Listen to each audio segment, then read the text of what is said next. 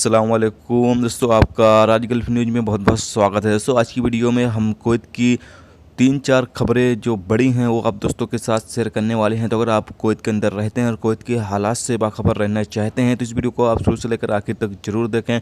दोस्तों वीडियो पसंद आए तो लाइक और शेयर जरूर करें। चलिए दोस्तों भी बढ़ते हैं अपडेट की तरफ। दोस्तों पहली अपडेट ये है कि कुवैत इंटरनेशनल एयरपोर्ट पर इमिग्रेशन अधिकारियों ने एक बांग्लादेशी शहरी को जाली पासपोर्ट का इस्तेमाल करके मुल्क में दाखिल करने के लिए गिरफ्तार किया है। मुलजिम को पहले मुल्क से निकाल दिया गया था, जबकि वो दोबारा जाली पासपोर्ट के जरिए मुल्क में दाखिल होने की कोशिश कर रहा था।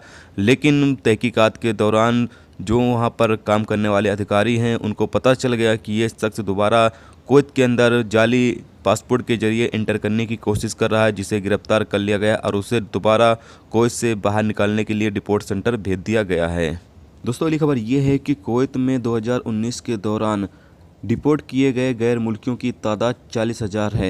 यानी कि 40,000 लोगों को 2019 के दौरान कुवैत से डिपोर्ट किया गया है, जिसमें रेसिडेंसी कानून की खिलाफ वर्जी करने वाले लोग शामिल हैं, जुर्म करने वाले लोग शामिल हैं और गलत व्यवहार करने वाले लोग शामिल हैं। अल कायदा रिपोर्ट के मुताबिक बताया ये जा रहा है कि 17,000 इसमें औरत लोग हैं, जबकि 27,000 मर्द लोग शामिल हैं। सबसे ज़्यादा जिन्हें डिपोर्ट किया गया है वो इंडियन शहरी हैं, यानी सबसे ऊपर की लिस्ट में इंडियन शहरी को सबसे ज़्यादा डिपोर्ट किया गया है। दूसरे नंबर पर आते हैं बांग्लादेश, तीसरे नंबर पर आता है मिस्र।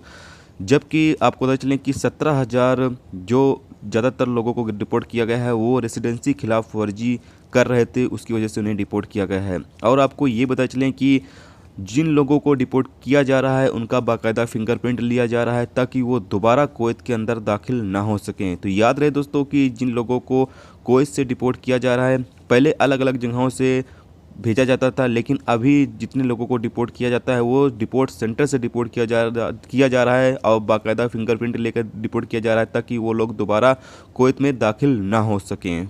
दोस्तों अगली खबर ये है कि कुवैत में एक 67 साला पाकिस्तानी शख्स की मौत के मामले में एक तहकीकात शुरू की गई है, जो अहमदी गवर्नमेंट में 7वीं रिंग रोड पर मौजूद कारखानों में से एक तालाब में मिला। सिक्योरिटी एहलकारों ने उसकी मौत की वजह दरियाफ्त करने के लिए तहकीकात शुरू कर दी है। दोस्तों अगली खबर ये है कि कुवैत MOI के डिपार्टमेंट के एहलकारों ने कल सेकंड रिंग रोड पर एक तफ्तीशी मुहिम चलाया, यानी कि वहाँ पर चेकिंग कर रहे थे अच्छे से।